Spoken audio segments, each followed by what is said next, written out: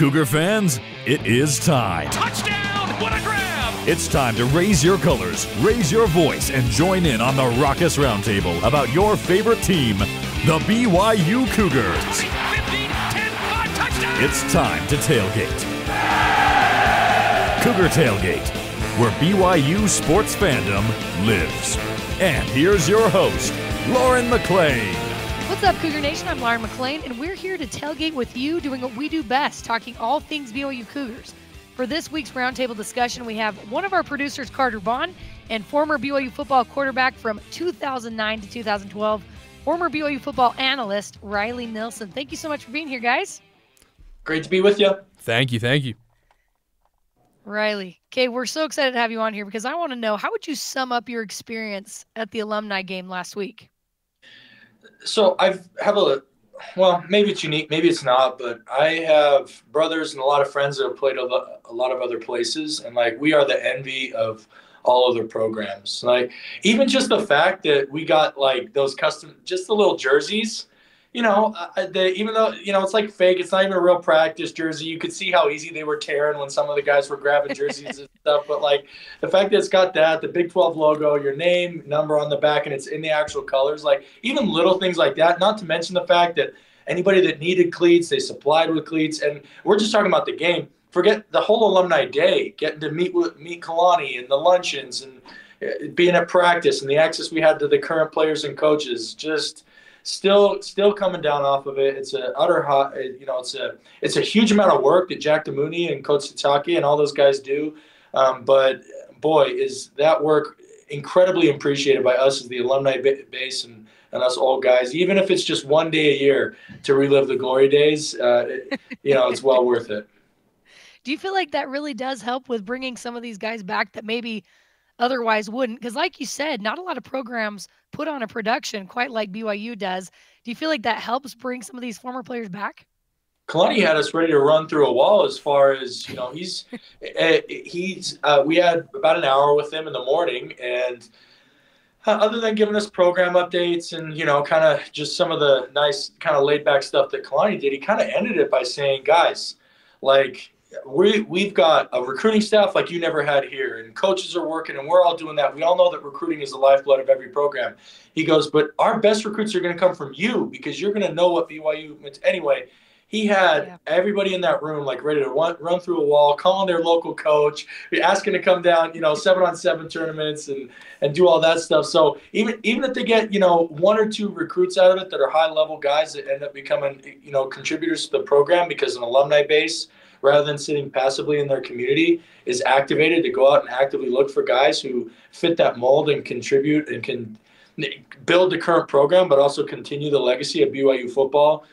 More than worth it. And it was amazing because, Kalani's, anybody who's spent anything more than 30 seconds with him knows he has that ability. Is just because he's so genuine, he truly cares.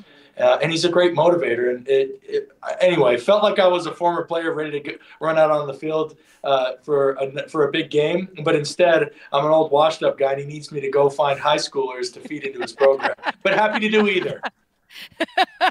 I'll do anything you want me to do, Kalani. No, I love that you said he's genuine. That really is one of his gifts. And that is just brilliant, just rallying all the alumni to help you recruit. Save a lot of money as well. What was it like having Steve Young steal your playbook and throw some passes? It's pretty awesome. Steve's getting up there. My dad and Steve are the same age. So I know what it's like for a guy in his early 60s to kind of get out there and move around. My dad, years of, Steve had children a little bit later in life, and he's had more girls, and it sounds like they don't, maybe they play softball or not. I've seen mostly, you hear most of the news about flag football, but I talk about the equivalent age. My dad having 3 sons and all the batting practice and quarterback training and all that, his shoulder shot. He couldn't throw if he wanted to. So just the sheer fact that Steve was doing it. And the funny thing was, go back and watch the tape. He's still got those same movements you saw when he was donning the Y on his helmet or when he was with the 49ers. The light feet, the release is still the same. And then here's the thing I loved, because they were like, how was Steve's arm? I was like, listen, Steve never counted on his arm. He was extremely accurate and threw with great anticipation. The accuracy, he hasn't lost one iota of it. And the anticipation's still there. He's just got to throw it a little bit earlier because the ball takes a little bit longer to get there. But, boy, they're both there in spades, and that was a big treat for all of us to share the field with a gold jacket wearing Hall of Famer. Well, we watched your interview with Spencer Linton on BYU Sports Nation, and you mentioned, like, even though you're so much removed from the game, as soon as you're put in that situation again, it just feels like you're young again, right? You mentioned that all those things come back to you. Like, I know I need to be careful because I'm a little bit older, but now that I'm here on the field, I feel like I want to play again. That could have been like that for Steve Young, right? Totally. Yeah. So Steve was probably our oldest participant, right? And down to our most recent, who still have the young, fresh legs of doing that. It's there. So my personal attestation to that was like my competitive juices got flowing. Okay, the Royal gets up, right? We get up 13-0. And so the way you get back in these games, and everybody knows this, whether it's 7-on-7 or flag football, you throw the boring passes. You don't go deep. But Kalani told us in the morning to put on a show. So, when Royal, in order to get back in the game, if you notice, they're throwing check downs, they're hitting the wide receivers, the tight end and the flat. I started going out there and chirping, like at Max and James and Jake. And, I was out there saying, boring. Nobody came here to watch you check it down to a running back. And that's uncharacteristic. I shouldn't care that much, let them do what they're going to do. But the old trash talker came out in me, and I couldn't help myself. But I thought it was just physical movements, but it was also like psychological competitiveness that reared its ugly head too. Did you get any of the trash talk back at you? Max all had to have said something. Well, so the funniest thing was with Max. No, I mean, Max, he turned away. Max's biggest thing, he's not going to give credence to anything. But I did get, he was looking away, and he did kind of put that behind just to like a keep talking. But my claim to fame, I actually goaded him. It didn't end up in a pick, but he forced the ball downfield into double coverage, and it was almost intercepted, uncharacteristic of Max. And so I was ribbing him after, being like, I almost got you. I got under your skin just a little bit, which was some fun back and forth. Oh, I love it so much. It was so much fun to watch. I love when all those guys get together again. Well, BYU basketball's Big 12 debut season has come to an end, so now all attention is back on football. Spring ball wraps up this week with some question marks about what to expect after a 5-7 season last year. So my first question is, what is your excitement level for BYU's 2024 football season as of March? Carter, let's start with you. What's up, Carter? Hey, how's it going? I feel like you just joined in. I'll be honest. I'll be the Debbie Downer here. I'm excited because it's football. Is that a good answer? But I'm not that excited. Yeah. I don't expect a bowl game. I think a bowl game is what you hope for. And when your expectations and your hope is to go 6-6, that doesn't make for an exciting football season. Dang, Riley, what do you think about that? You started this off by saying basketball just wrapped up. How was basketball in the preseason prognostications? Very true, very true. So that's why you play the games. I always joke with people about that. In football, it's so tough because the season is so short and the offseason is so long. We have no choice but to sit here and talk about rankings and media and all that. Everybody's guess at what they're going to be. And I always as a BYU fan, I always joke up and when people want to talk about preseason, be like, then you're right. We shouldn't even bother playing.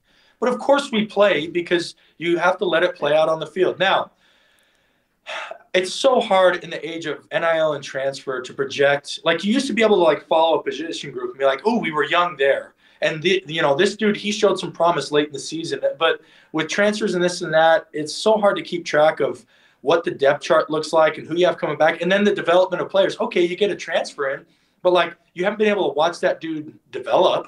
Right, I remember a guy that I played with, Alani Fua. Right, he played for the Cardinals for a couple of years, and fans will remember Alani.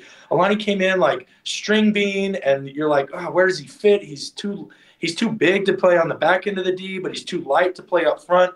And you watched him, but you knew he had freak athleticism, and you knew he had great instincts, and you watched him develop into being, by the time he was a junior and a senior, he was a guy that opposing offenses had to account for because he was big.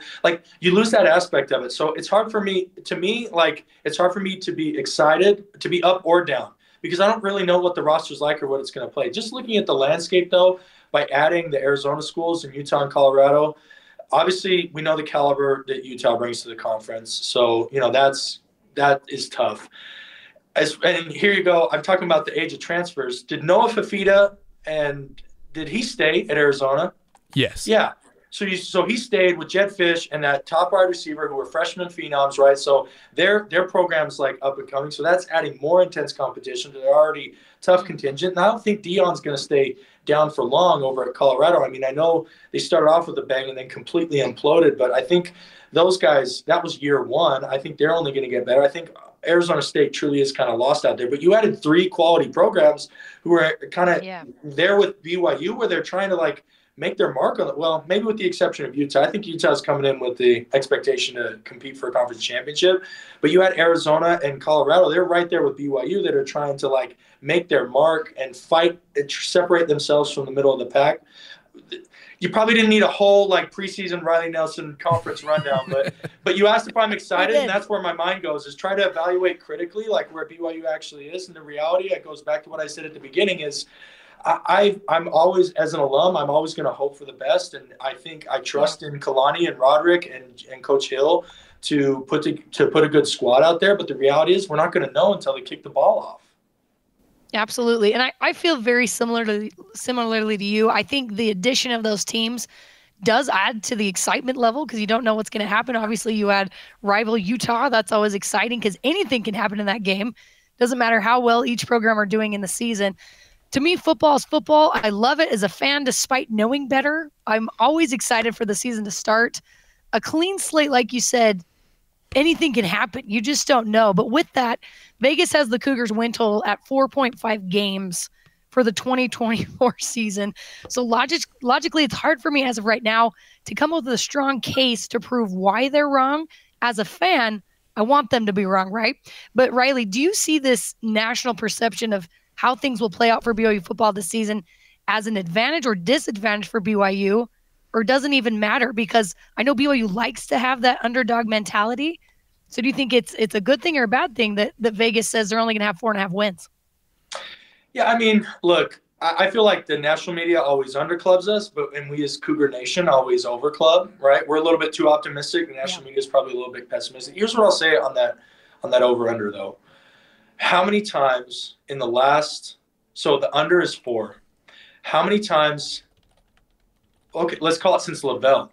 Or maybe we can remember more recently, like since Lavelle retired, right? So 2001. How many times has BYU won 4 games? 2017, right? Was that 4? That was about there. When else have we ever won that few games? And what I'm saying is there's something to program DNA. Like the bottom just doesn't fall out of this BYU football team. Yeah, we've had our 5 and 7 years. We've had our we've had the game. I'll count my senior year as one, right? We went 8 and 5 and lost 4 of those 8 by a combined 6 points. Like the ball didn't bounce our way that season, or injuries or whatever. But like kind of worst case scenario is always flirting with that ball. Like the bottom doesn't fall out. So I feel like that's a little bit of a slight by Vegas to pin them at 4.5, and I don't know where the money's going on that or if that'll move. I feel pretty confident that BYU is going to be able to find 5 wins simply because 2 things you can count on. Maybe we're not, maybe as we've been navigating the back half of independence and navigating the P5, you can't like chalk us up for 10 wins like you used to be able to do in the WAC days or the Mountain West days. But I do feel like you can have a high level of confidence that the bottom is not going to fall out on A, the program regardless of who's at the helm, B, a program with Kalani Sitake at the helm, and C, a program last year that like Keaton Slovis is hurt, the offensive line was a mess. They couldn't really – LJ Martin was kind of finding his way, no real receiving threat, and that's just on the offensive side of the football, no real pass rush. Yeah. Do we really think that like Coach Sitake and crew are dysfunctional and they're going to sit idly by and those things will repeat themselves? No, I think they take step forward in those key important areas, and you add the program DNA to that. Karter, you said it's hard to get excited when like your best case scenario is getting to a bowl win, but that's incremental improvement. And whether we like it or not, the jump to P5 is going to be a stair step. And so all I really hope for is that we do take a step upward and forward and not a step back. And so that's what I'm hanging my hopes and expectations on. Yeah, two things. I love that. And oh, go ahead. Yeah, go ahead, Karter.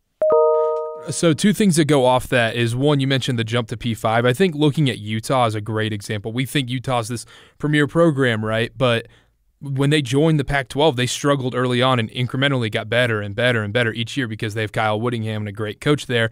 And the other thing I wanted to mention, you said, when was the last time BYU had 4 or less wins? So I got the stats here for you. So 2017, obviously, then 2003, and then before that, it wasn't until 1970. So great point there. 55 years, and it's happened twice. Like, those aren't good odds, which I'm surprised Vegas is putting them out there. But anyway. Yeah, and all Vegas has to really base their information off is what happened last year, right? And who's coming back. Very similar personnel. So I think we as fans know they will hopefully – I like that you mentioned the DNA. I think that is so true. The DNA of BYU football. Kalani Sitake is a great coach. Love what Jay Hill has done to the defense. So even on the defensive side, they're only going to get better. They're only going to get better from here as people learn that the defensive scheme better and better. So I'm excited. Yeah, go ahead. And Lauren, let's call back. You say all they've got the small sample size of last season. Okay. Oklahoma on the ropes. If Retzlaff just hands the ball off, right? Doesn't Russell Wilson, right? We got to bring up Oklahoma. Oh, yeah, you probably beat Oklahoma, which that right there puts you at 6-6. I felt like the Kansas game got ugly in the fourth, but I feel like they were right there with Kansas. A couple boneheaded turnovers turned the tides of that game. I don't know. Are there any other ones that I'm missing that could have gone either way? No. I just feel like they were right there at ball bounce the other way. Now, here's one thing and I talk about program DNA, that I even myself, and I hope it doesn't happen internally, fans, you kind of have to do it to survive and keep the optimism alive, but taking moral victories, this is loser talk, right? Talking about games that coulda, woulda, shouldas. I hope internally they're not doing that, but we as fans, we have to, because it's what keeps our hopes and dreams alive. Karter asked you, the fans, what your excitement level is for BYU football right now, and here is one of your responses. I'm super excited for this upcoming season. I think year 2 in the Big 12 is going to be a really big year. Really important to see how the team progresses, how they, what adjustments they make from their first year. I think there's a really good chance they have a really great year. I think it's going to be a difficult schedule, though. We're going to take a quick break, but when we come back, we're going to talk about BYU's QB battle and play buy or sell. This is Cougar Tailgate.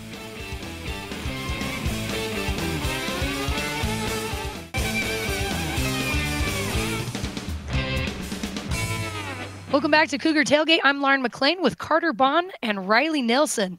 All right, BYU currently has a QB battle between Jake Retzlaff and Gary Bohannon and maybe some others, but those two are definitely at the top and most talked about. Riley, you know this very well. How important is it for these QBs to play well in spring ball?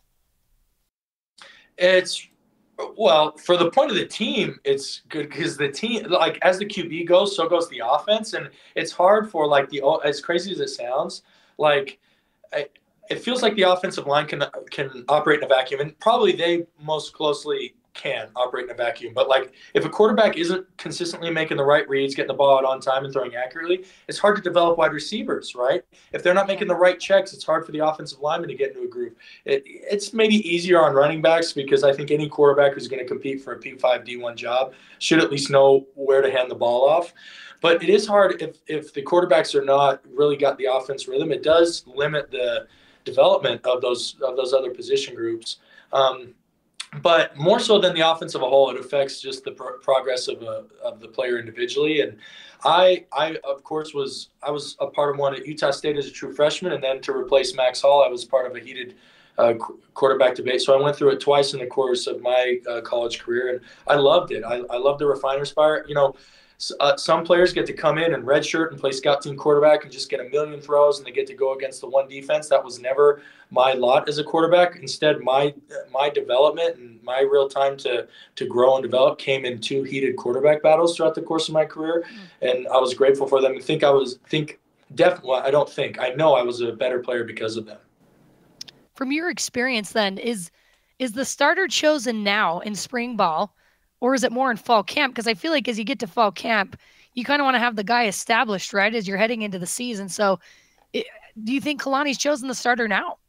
That's a little bit overblown. I'll say this.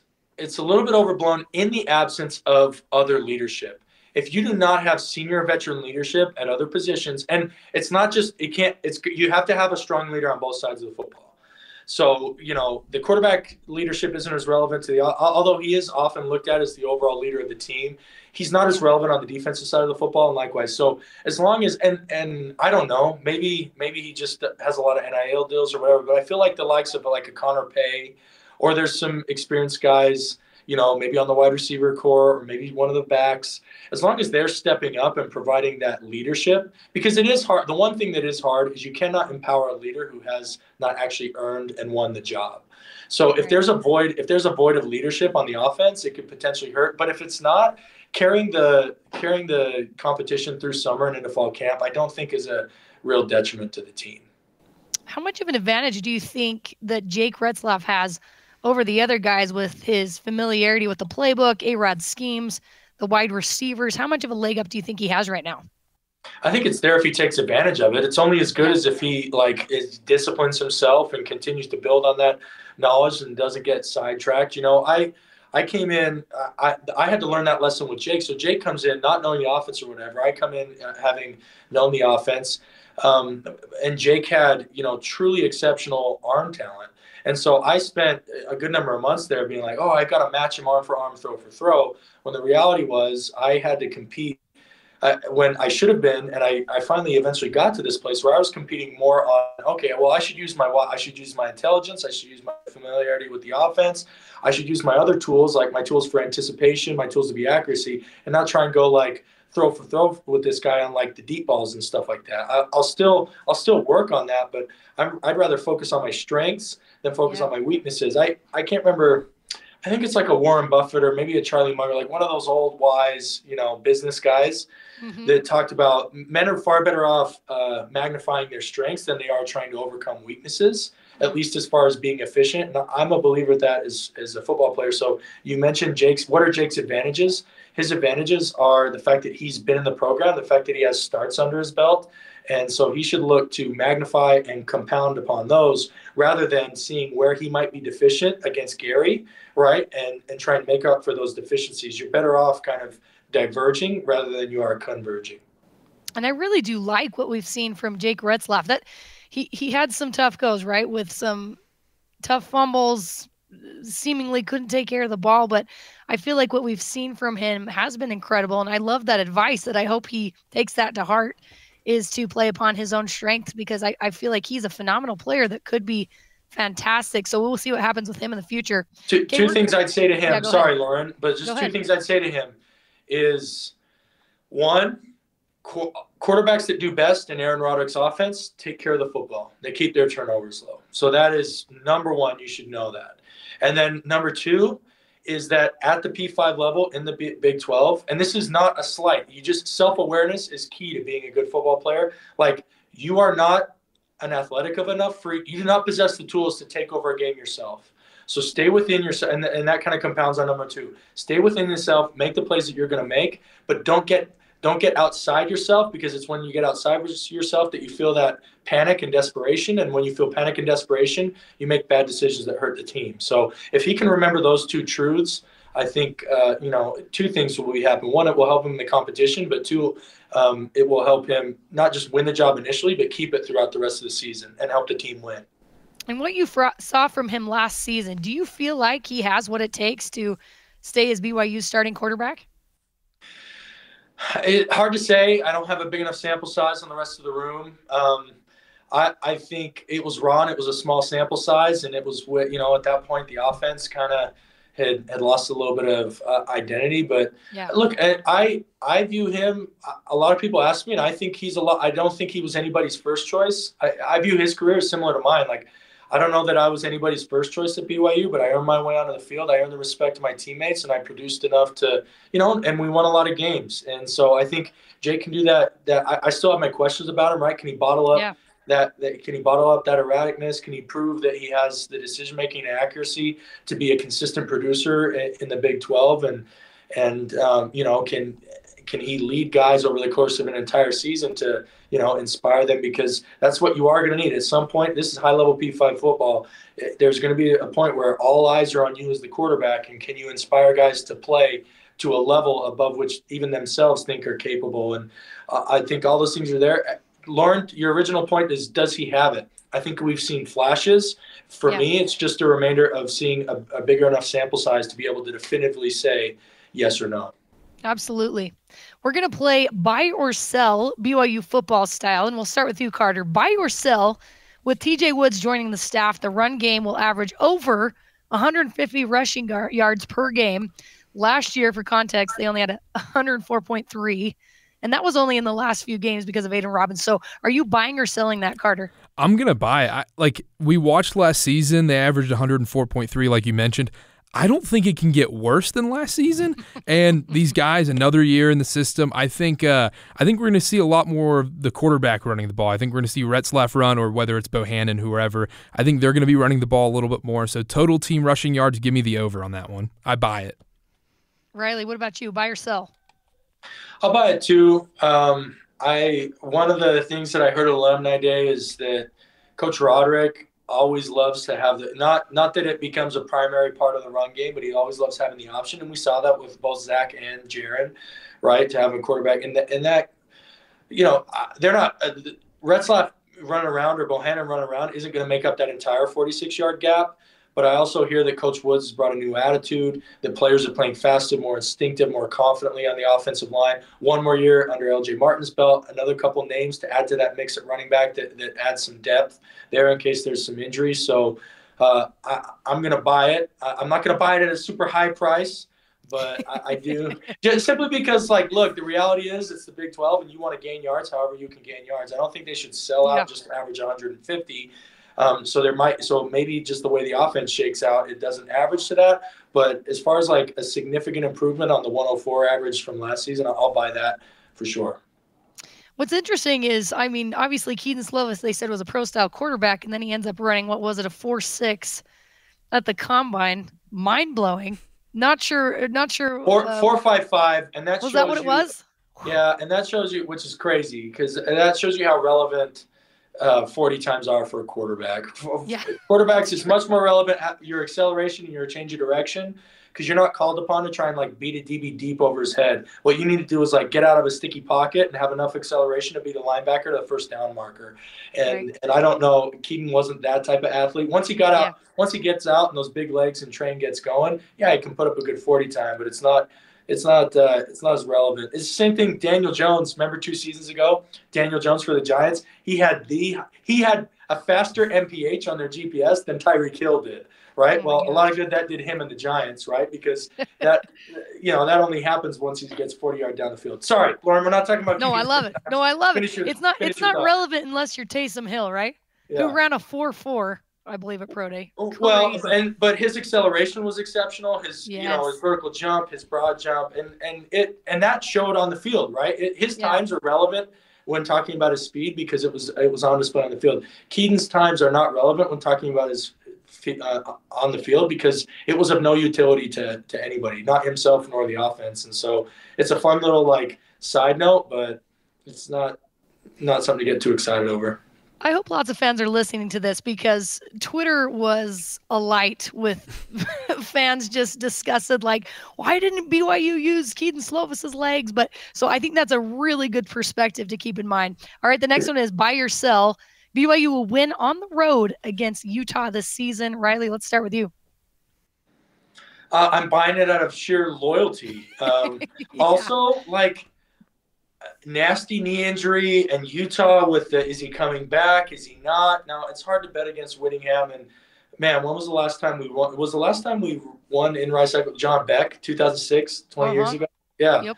So the last time you win there is 20 years ago. And so it's hard to bet against it. But all the off-field distractions that Utah had last year, and you're trotting back this guy who's and granted, they could have said this about Taysom Hill too, right? But how many years has this dude played college? What is he 27 at this point, coming back off season-ending injuries, right? So we had the same thing recently with Taysom, but I'll buy it simply because, like you said, anything can happen in a rivalry game, and I think by speaking it into existence, it increases the likelihood of it actually happening.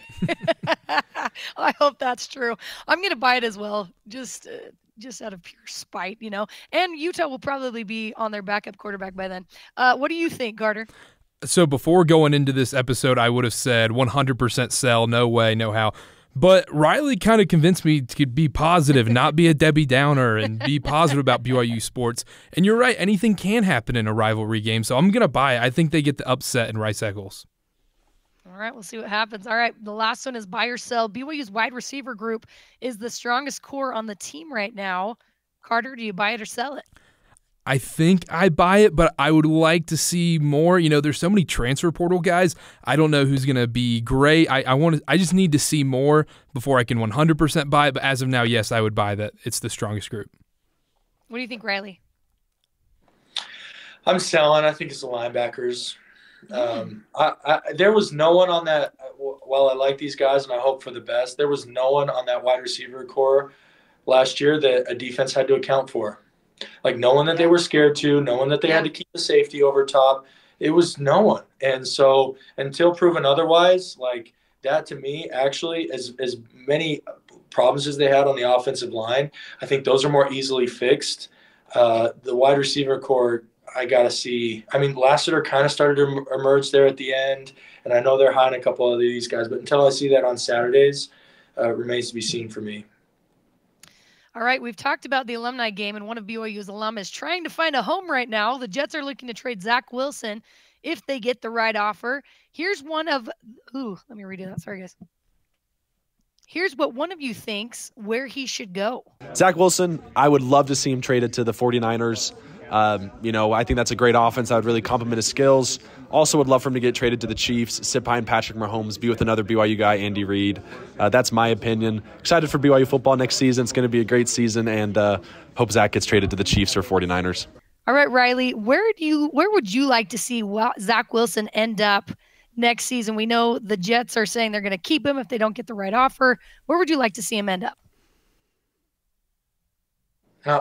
I know he's on a long-term contract, and it's not that, but we started off talking about Steve Young and how fun that was to be with. Like at the time, Steve Young landed with Bill Walsh and the San Francisco 49ers and Joe Montana, which was the best. It was the best coach and the best run organization in the league at the time, and he was able to hang on long enough to get his turn and capitalize on all the hard work that he put in. So I know that it's not the same situation with Patrick Mahomes, but I'd love for him to be with Andy Reid and Kansas City. If nothing else, let some of the wounds heal, let some of the stuff get past, kind of get Andy's stamp of approval, learn from the best that there is. And then he probably, to get another opportunity of being a starting quarterback, he'd have to leave Kansas City because Mahomes isn't going anywhere for the next 12 to 15 years.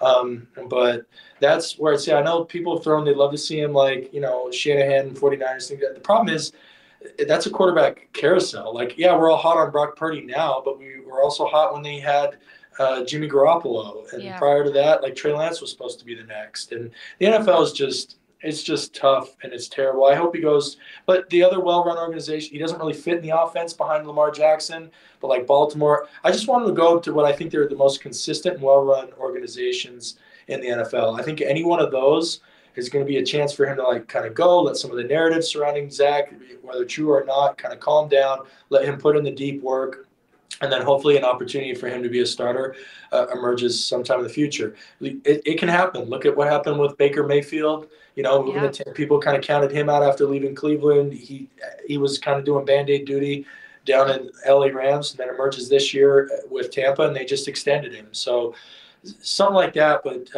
I don't really have a big preference other than I hope it's an organization that has their stuff in order and it can be a calming place for him rather than the stormy, tumultuous environment that's been up in New York. I was going to say, in short, almost any other organization besides the Jets. Carter, where do you want him to end up? I agree with the Chiefs. I think that is, just get to a place where the culture is basically the opposite of where you were. Another sneaky one I would like to see is maybe Atlanta. Atlanta has a lot of great weapons. Tyler Allgeier's down there. Bijan Robinson, they got a great receiving core. And you'd be behind Kirk Cousins. And I think we don't know how healthy Kirk Cousins will be coming off his torn Achilles. So that might give him a chance to play early on. That's one to look out for. But like Riley mentioned, do you want to go to an organization that has not historically had great quarterbacks? So I think the Chiefs is the right answer. And a new first-year head coach, right? Exactly, very true. And we already saw how that worked out with Saleh. whoever's more established. So anyway. Yeah, I love it. All right, guys, that does it for today. Thanks again to Riley Nilsson and Karter Baughan for coming on the show with me. Carter and Tori Kimball helped produce this episode with senior producer Cleon Wall. You can join the Cougar Tailgate wherever you get your podcasts, on Apple, TuneIn, Stitcher, Spotify, or on BYURadio.org. Cougar Tailgate is a production of BYU Radio.